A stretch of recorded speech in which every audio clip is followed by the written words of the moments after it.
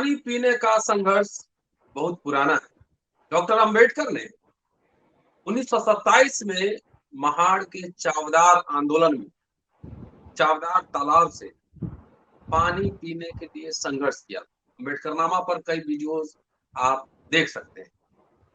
पुनः वो संघर्ष की वापसी कि जालौर राजस्थान में एक बच्चे को इसलिए पीटा गया हेडमास्टर के द्वारा, इंद्र मेघवाल, क्योंकि उसने मास्टर के मटके से पानी पी लिया।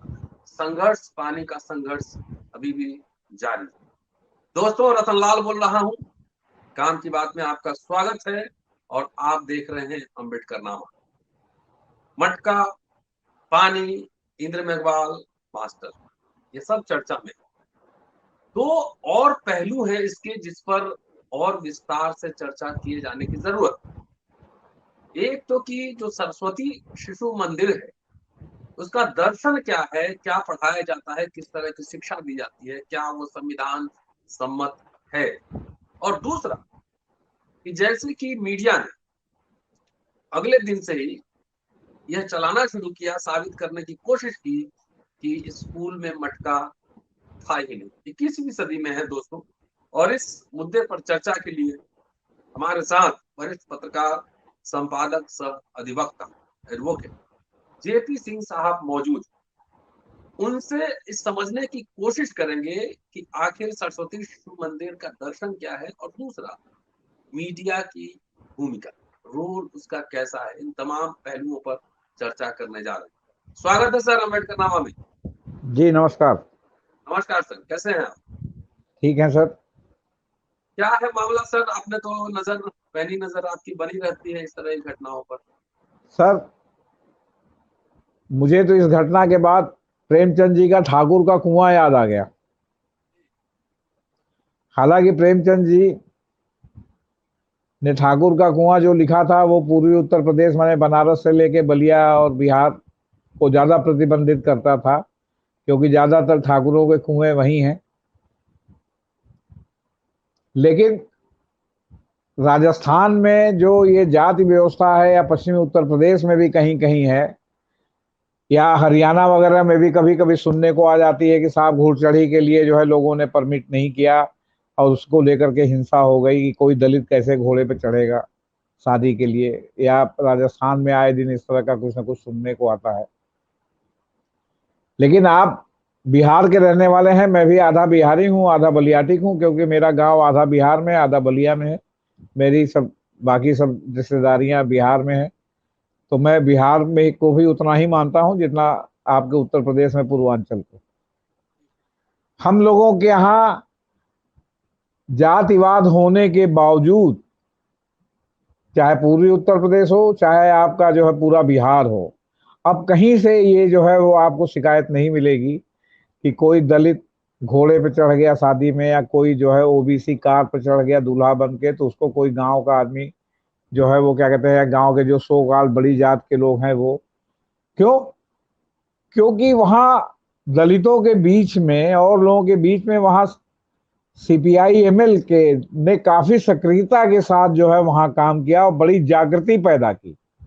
उस जागृति के कारण वहां बिहार में तो एक समय ये हो गया था, या हमारे स्वयं के बक्सर जिले में और आरा जिले में हो गया था, जहानाबाद में हो गया था, कि जो लोग खुद खेती नहीं करते थे उनके खेत परती रहने लगे। क्यों? क्योंकि वो उनका जो कमेरा वर्ग था उसने साफ कह दिया कि हम नहीं करेंगे, हम भूखे मर जाएंगे, हमको मंजूर है, हम आपके खेतों में काम नहीं करेंगे।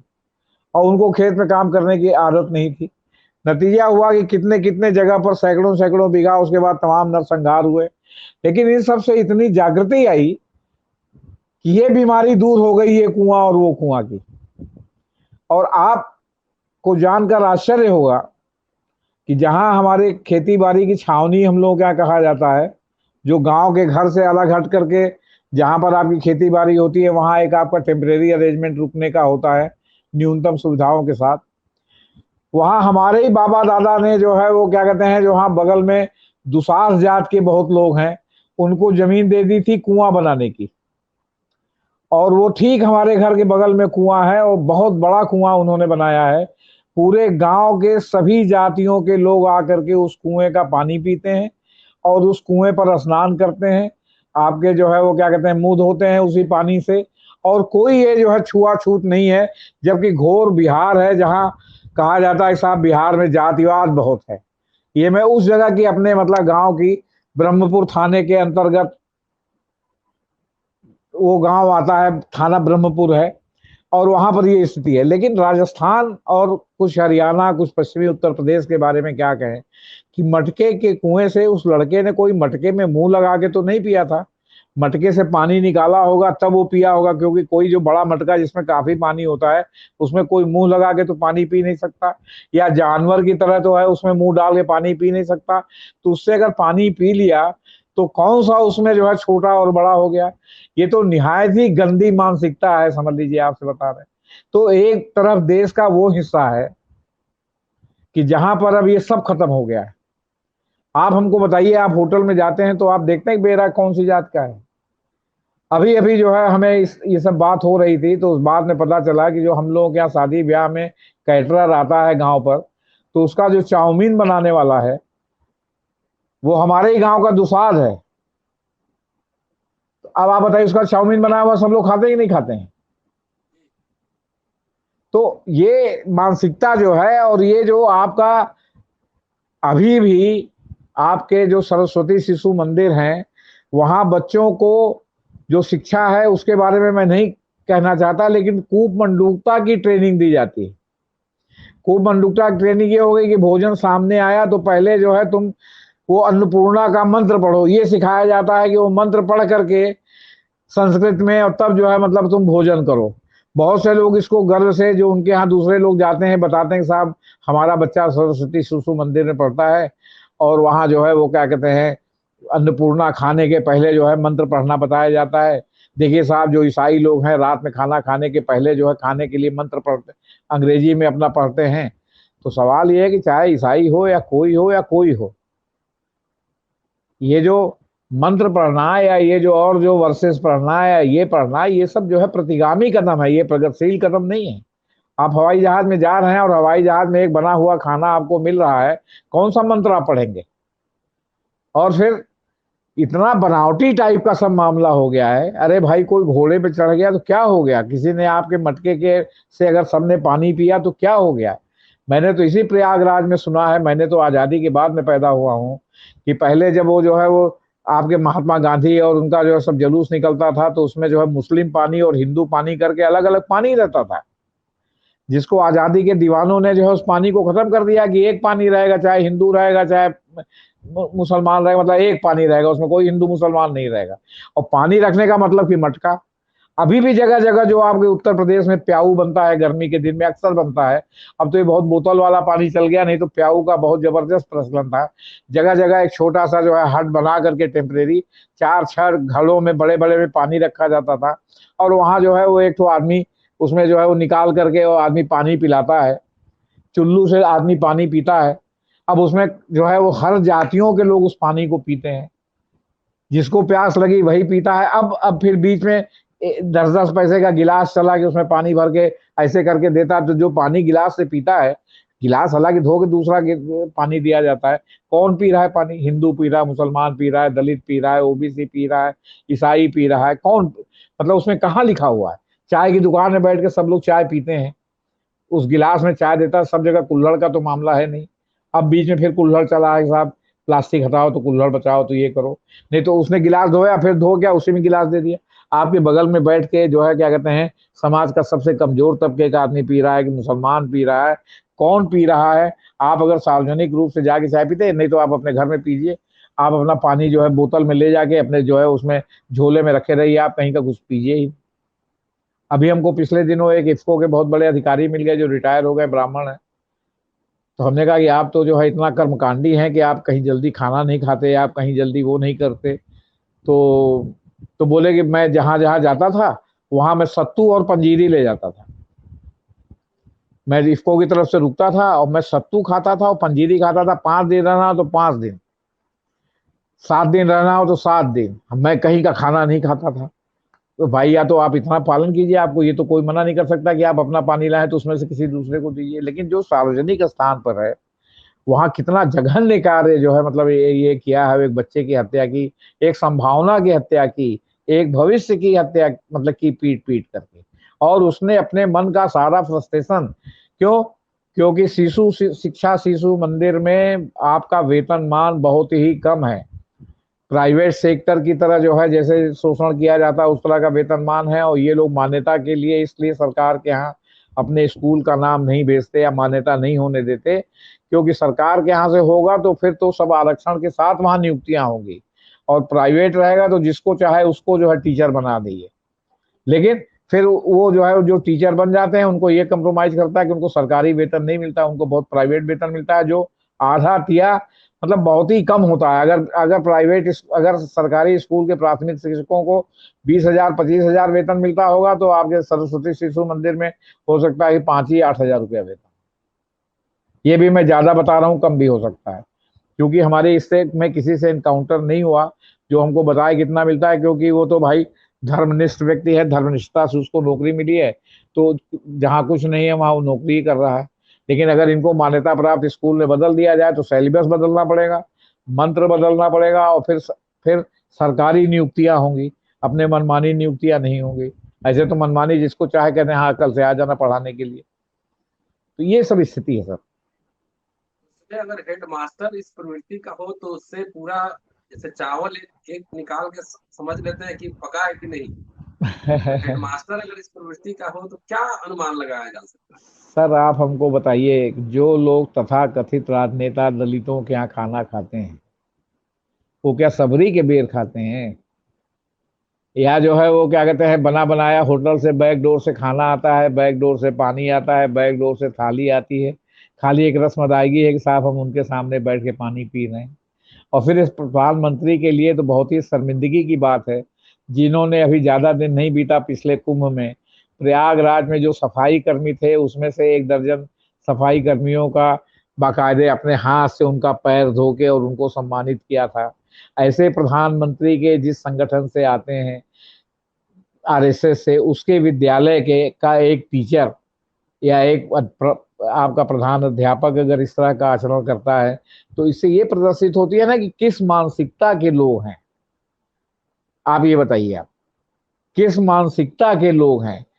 मैंने तो उस पंडित जी से, जो इसको वाली मैं बात बता रहा हूँ, मिश्रा जी से, ये भी पूछा था कि आप विदेश गए? कहन हाँ हमारे लड़के और लड़की विदेश में रहते हैं। हमने कहा तो कहन वो लोग खाते हैं। हमने कहा तो कहन हम वहां भी जाते हैं तो जो है सतुआ पंजीरी ले जाते हैं।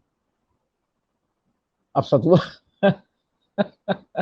सतुआ पंजीरी से 15 दिन की विदेश यात्रा जो है लोग कर रहे हैं, तो भाई आप करिए, कोई आपको मना तो नहीं कर रहा है।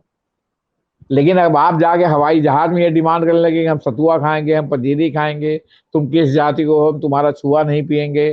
फिर आपको ये भी देखना चाहिए कि आप जिस कुर्सी पर बैठे हैं उसमें कोई दलित बैठा था कि नहीं, उसमें कोई मुसलमान बैठा था कि नहीं, उसमें कोई ईसाई बैठा था कि नहीं, उसमें जो दलितों में भी सबसे कमजोर दलित है किसी भी जात के हों, स्वीपर का काम जो करते हैं वो बैठा था तो नहीं। आप देखते हैं, आप गंगा जल से उसको पवित्र करते हैं, आप देखते ही नहीं इस उसमें। ये एक जो है वो जरा छोटी जात का, ओबीसी का या दलित जो है अधिकारी आके बैठ जाता है, और वो जब ट्रांसफर होके जाता है तो उसको गंगा स्नान कराने लगते हैं लोग। मूर्तियों को जो अगर जा करके वो माल्यार्पण कर देता है तो मूर्तियों को लोग जो है गंगा स्नान करके सो काल पवित्र करा देते हैं। सवाल इस बात का है कि कूड़ा तो दिमाग में भरा हुआ है ना, और फिर जब जान पे बन आती है तब भूल जाते हैं कि हम ये मुसलमान का रक्त चढ़ा रहे हैं कि दलित का रक्त चढ़ा रहे हैं कि किसका रक्त चढ़ा रहे हैं। और फिर इतना ही होता तो एक सौ काल पंडितों का या ठाकुरों का या जो भी अपने को बनता हो, जो भी, सबके लिए मैं कह रहा हूं, उसका रक्त का ब्लड अलग होता। उसका वो जो है ABCD नहीं होता, आपसे बता रहे हैं। AB जो है वो नहीं होता प्लस या माइनस, उसका तो कोई अलग रक्त होना चाहिए, आपसे बता रहे हैं। अभी जब DNA टेस्ट होता है तो सब में जो है हूण कुसाण पता नहीं किसका किसका रक्त जो है मतलब मिलावटी मिला रहता है, आपसे बता रहे। पता नहीं कहाँ सोच है, उस तर्क के साथ दिमाग में लगता है जैसे कूड़ा भर गया, पैदा होते ही दिमाग में कूड़ा भर गया, आपसे बता रहे। ये सोचते नहीं कि हम मनुष्य हैं। अरे मनुष्य बनना सबसे ज्यादा इंपॉर्टेंट है, राजा महाराजा कुर्सी ये सब अनइम्पॉर्टेंट है, आप सबसे पहले मनुष्य बनो यार। जी। अपराधी अपराधी होता है जातियों का प्रतिनिधि कैसे बन जाता। अभी हमने देखा सोशल मीडिया में कि उस हेडमास्टर की जाति के लोग, और ये भी आया कि 36 कौमें उसके समर्थन में है, पक्ष में है तमाम। ये भी एक अजीब प्रवृत्ति है जो मुझे लगता है कि भारत में ही पाया जाता है। मैं खुलेआम आपको आपके माध्यम से चैलेंज करता हूं कि जिनको भी अपने जाति पर बहुत गर्व है, वो अपने जो भी लोग जीवित उनके पीढ़ी के लोग हैं, उन सब का डीएनए टेस्ट करा लें कि एक में मिलता है कि अलग अलग। घालमेल है उसमें। अब हम ये नहीं कहते, हम कह रहे डीएनए टेस्ट करा लें, फिर बताएं कि हम जो है वो कितने प्योर हैं और कितने इम्प्योर। अच्छा सर, एक आखिरी सवाल। अब मीडिया की भूमिका पर, वो अपने से कैमरा ले जाके साबित करने लगा कि यहाँ मटका था ही नहीं, जबकि सोशल आप मीडिया ये में लोगों बताइए ने सर, मुद्दा बनाया और सारे फोटोग्राफ वीडियोज आए। जी। आप ये बताइए सर, मीडिया में कौन लोग हैं? हाँ। मीडिया किनके द्वारा संचालित है? मीडिया में कौन लोग हैं? और जो लोग भी जहां जहां भी आपके गैर सवर्ण जो सत्ता में जब आते हैं, जैसे मान लीजिए बहन मायावती आई तो सतीशन मिश्रा को लेके घूमने लगे, अखिलेश यादव आए तो वहां भी तमाम लोगों की दुकान खुल गई। इन्होंने मीडिया मैनेजमेंट के लिए क्या किया? इनको मालूम है कि जो है क्या कहते हैं, मीडिया में एक जाति विशेष, एक सोच विशेष के लोग नीचे से ऊपर तक भरे हुए हैं, क्योंकि प्राइवेट मीडिया है, हर आदमी एक दूसरे को खींचता है। तो नई मीडिया बनाने में इनकी क्या भूमिका है? और हम लोगों की तरह के सोच के व्यक्ति अगर बहुत जो है वो किस्मत वाले हुए तो चले, नहीं तो किसी न किसी स्तर पर जो है वो मीडिया से फायर कर दिए जाते हैं। वही लोग रखे जाते हैं जो जी हुजूर जी हुजूर जी हुजूर, अगर ये रात में तारे चमका दे तो वो बारिश भी करा देते हैं उसमें। तारे तो चमकते ही हैं, उसके साथ वो कहते हैं तारा भी चमक रहा है और बारिश भी होता है, रिमझिम बरसता सावन होगा, है ना, और झिलमिल सितारों का आंगन होगा, दोनों एक साथ होगा, फिल्मी आंगन करा देते हैं। तो सवाल इस बात का है कि इन लोगों ने जो ऐसा कर सकते हैं, उन्होंने मीडिया के लिए क्या किया है? मीडिया मैनेजमेंट क्या किया इन्होंने? ये भी तो उसी मीडिया में लोगों को बुला बुला के अपने आप बैठा करके जो है लिफाफा देने लगते हैं, उनको मैनेज करने लगते हैं। और वो उनका तो स्थिति है कि अभी लिफाफा पाए तो जो है कुछ देर ठीक रहे, फिर लिफाफा पाने की आशा में और जहर उगलने लगते हैं। क्या करेंगे आप, हम बताइए। आप मीडिया में आप रायशुमारी करा के देख लीजिए, अटक से कटक और हिमालय से कन्याकुमारी, दो संस्थान ऐसे हैं जहां एक जाति विशेष के लोगों की प्रबलता है, कम से कम 60-70% है। और वो आप समझिए कि दोनों प्राइवेट सेक्टर है, और ये संयोग नहीं हो सकता। एक आप मेडिकल रिप्रेजेंटेटिव के क्षेत्र में चले जाइए, चाहे कश्मीर का ब्राह्मण हो और चाहे तमिलनाडु का ब्राह्मण हो, चाहे बंगाल का ब्राह्मण हो और चाहे महाराष्ट्र का ब्राह्मण हो, इनका वर्चस्व है, 60-70% है ये। और इसी तरह मीडिया है, चाहे दक्षिण भारत की मीडिया हो, चाहे उत्तर भारत की मीडिया हो, चाहे पूर्वोत्तर भारत की मीडिया हो, चाहे जो है वो आपके पश्चिमी उत्तर भारत की मीडिया हो, इसमें मैक्सिमम जो है वो सवर्णों का जो है बोलबाला है, और बहुत कम लोग हैं जहां बाकी लोग हैं। लेकिन मैं डेली न्यूज एक्टिविस्ट का इलाहाबाद एडिशन का संपादक था। मेरे संस्थान में रिपोर्टिंग में, फोटोग्राफी में सभी जातियों के लोगों का प्रतिनिधित्व था। उसमें कोई नहीं था कि मैं क्षत्रिय हूं तो क्षत्रियों को भर दूं, मैं ब्राह्मणों को ना रखूं, मैं ब्राह्मणों को रखूं तो मैं दलितों को ना रखूं, मैं ओबीसी को ना रखूं। क्यों? क्योंकि मेरा नजरिया ये नहीं था। मेरा नजरिया था जो काम करे वो चाहे किसी भी जाति का। क्यों? क्योंकि आप उससे रिश्तेदारी नहीं करेंगे, लेकिन काम कर रहा है तो जो है वो उसको क्यों आप उसकी जात के कारण उसको डिनाउंस करेंगे? जी। एक स्टेटमेंट है दिग्विजय सिंह का, जी। 27 सितंबर 2021 का।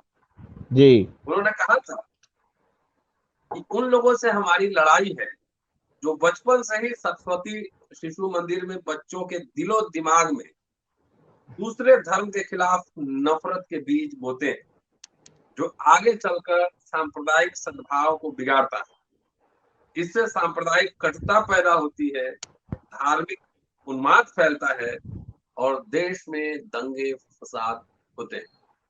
आपको याद होगा ये स्टेटमेंट 21 में कहा था उन्होंने, पिछले साल। जी। जी। नहीं तो ये उन्होंने सही कहा था, कोई भी जेन्युइन आदमी होगा आप ये बताइए, इंदिरा गांधी के समय में मंडल आयोग की सिफारिशें आई थी और लागू किसने किया? बीपी सिंह ने लागू किया। ठाकुरों को जातिवादी कह के लोग गाली देते हैं, लेकिन ये भूल जाते हैं कि ठाकुरों ने रूलिंग क्लास में होने के नाते सबको साथ लेके चलने के कारण सारे ठाकुर एक जैसे नहीं है।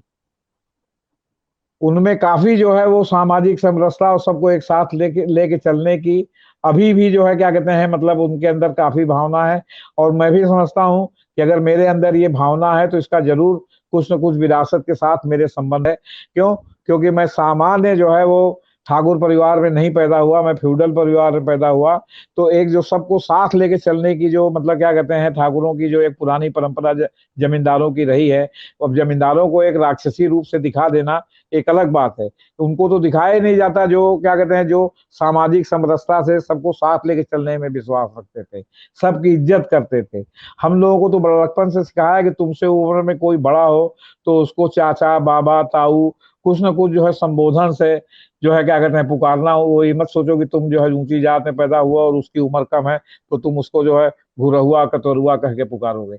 ये संस्कार की बात है ना। अब ये संस्कार जो इसमें नहीं है वो क्या करेगा? दिग्विजय सिंह भी चाहे जो भी कहिए तो एक जमींदारी परिवार के एक जो है मतलब जमींदार है दिग्विजय सिंह, वो ऐसा कह सकते हैं। लेकिन सामान्य ठाकुर हो सकता है ऐसा ना कहे। क्यों? क्योंकि सामान्य ठाकुर उन चूतियों की दौड़ में शामिल है जहां वो एक अभ्यर्थी है, जहां वो उसको कुछ चाहिए, जहां उसका जो है जो व्यापकता जो उसके ऊपर की थी वो नहीं है। आपसे बता रहे।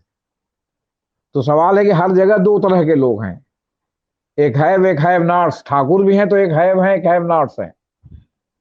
और फिर अब आजकल के जमाने में नौकरी की प्रतिस्पर्धा है।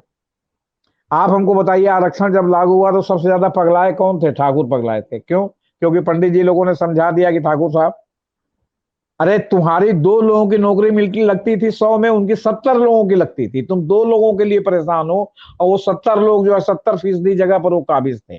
चाहे वो साला स्वीपर की पोस्ट हो, चाहे प्रधानमंत्री की पोस्ट हो। तुम्हारा प्रधानमंत्री हो जाता था तो लगता था कि पूरे देश भर की जो है वो क्या कहते हैं माता जी का निधन हो गया है। वो जो भी ठाकुर रहे हैं, अभी उत्तर प्रदेश में योगी जी हैं जबकि पहाड़ के ठाकुर हैं। आप समझिए उत्तर प्रदेश में तमाम जो जातिवादी शक्तियां हैं उनको लगता है जैसे योगी जी के होने से माता जी का निधन हो गया। अब मैं भी तो क्षत्रिय हूं तो मुझको योगी जी क्या कर दे रहे हैं? कौन सा मुझको लाभ पहुंचा रहे हैं?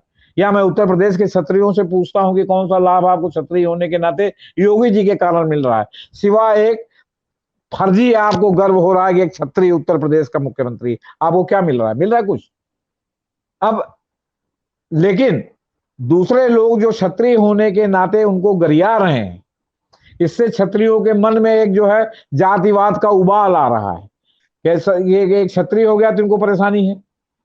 तो सवाल इस बात का है कि जातिवाद इसी तरह माइक्रो लेवल के जो है कार्यों से जो है मतलब पैदा होता है। आपसे बता दें, बाकी जो है कोई अगर ब्राह्मण ही हो जाए तो ब्राह्मण को क्या मिलेगा? आप हमको बताइए सर।